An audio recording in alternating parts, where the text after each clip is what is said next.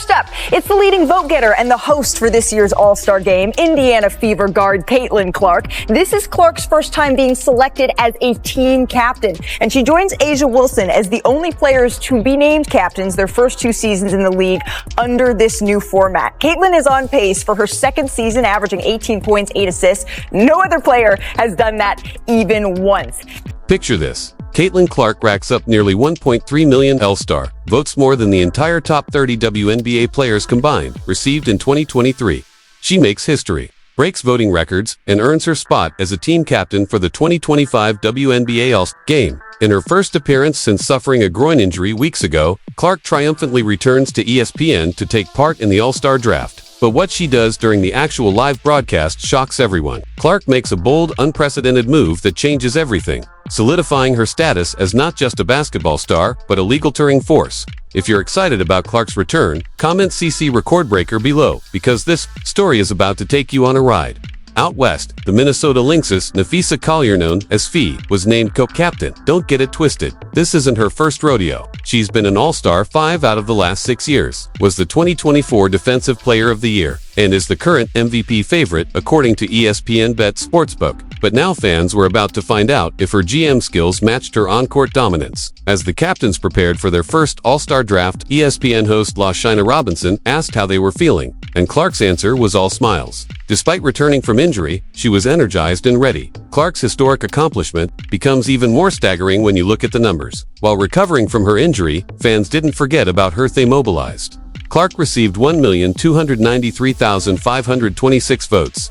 That's not just a record. It obliterates every All-Star voting figure in WNBA history. To put it in perspective, the combined top 30 vote-getters in 2023 received just 1,171,000 votes total. Clark topped that. In 2023, A'ja Wilson led fan voting with 95,860 votes, which seemed impressive until you realize Clark pulled in more than 13 times that number. Her impact wasn't just massive, it was seismic, but the numbers spoke volumes about her influence. Clark brought a level of fan engagement the league had never seen before. The WNBA, which has been around since 1997, had never experienced this kind of attention. Clark transformed a league fighting for mainstream relevance into a cultural movement. Fans who had never previously watched women's basketball were suddenly invested. Parents were helping their kids vote. Social media was bursting with Clark-related content throughout the entire voting window. The result? Team Clark versus Team Collier. The two top vote-getters in the fan polls faced off as captains. Clark with over 1.2 million votes, and Collier not far behind with 1.1 million. Aliyah Boston narrowly missed being named a captain herself, just under 2,000 votes. Shy of a Team Clark versus Team Boston All-Star matchup, which would have been a dream for many fans. Still, this All-Star moment marked Clark's return not just to basketball, but to the forefront of the sport. The numbers proved her impact goes beyond box scores. She's a generational icon and the face of the league. Her injury hiatus only heightened the public's hunger to see her on the big stage again. Back in the ESPN studio for the draft, Clark walked in with power and confidence, knowing over 1 million fans had voted specifically for her. She wasn't just another player. She was the phenomenon. And now it was time to pick her team. Asked about her draft strategy, Collier said she had an agenda trying to recruit her college teammates from UConn. But Clark, she simply said she was going on vibes. We're picking whatever comes to mind. We're just having fun. My team's going to be fun. That's all that matters. She smiled, reminding everyone that basketball should be joyful, too. Then the draft began, and Clark made her first move, selecting her Indiana Fever teammate Aliyah Boston with the No. 1 overall pick. It was a powerful message of loyalty. Despite all the headlines and distractions, Clark remembered who had her back from the start. Boston had been her front court anchor, helping to establish their rookie season chemistry. This pick showed that Clark wasn't just assembling a super team, she was building around trust and relationships. Boston, by the way, became the 9th player in league history to be named an All-Star in each of her first 3 seasons, and she had been on the opposite team from Collier in all her past appearances. This time, she was suiting up for Team Clark. Later, in the draft, Clark shocked viewers again by selecting A'ja Wilson, her regular season rival and the reigning MVP. Their on-court battles had been fierce, and many believed Clark was snubbed for MVP because of Wilson. But Clark made it clear, she can separate competition from respect. She picked Wilson not because they're friends, but because she wants to win.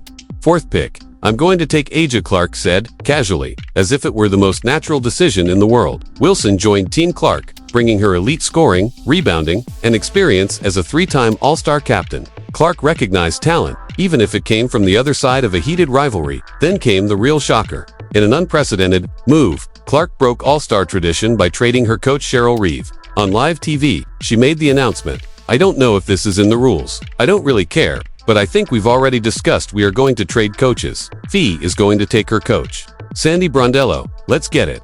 Sorry WNBA, sorry ESPN. If that's not in the rules, but we just made it a rule." With that, Clark essentially sent Cheryl Reeve, famously cut her from Team USA to coach Team Collier instead. Sandy Brondello, the New York Liberty's head coach, would now coach Team Clark. This was the first coach trade in WNBA game history. The move stunned fans and even caught Collier off guard, but she agreed. "I agree with Cheryl. You know, I agree with the trade. I love Cheryl. She's my coach here. And you know what? That's just going to be worse for Team Clark because now we got more chemistry on our side. We know what we expect from each other. So, that was a bad move on your part, Caitlin, and we're taking you down." This wasn't just about basketball anymore. It was about redemption, strategy, and making a statement. Clark had taken control of her narrative and changed the tone of the entire event. The same Cheryl Reeve who snubbed Clark from Team USA was now coaching against her, thanks to a move that needed special approval from both the league and ESPN. The end. Caitlin Clark didn't just return from injury, she returned to make history. Her record-breaking fan votes, her bold drafting decisions, her loyalty to teammates, and her willingness to shake things up at the highest level all show exactly why she's the most impactful player in the league today. She's not just a rookie anymore. She's the face of the WNBA, and she's just getting started.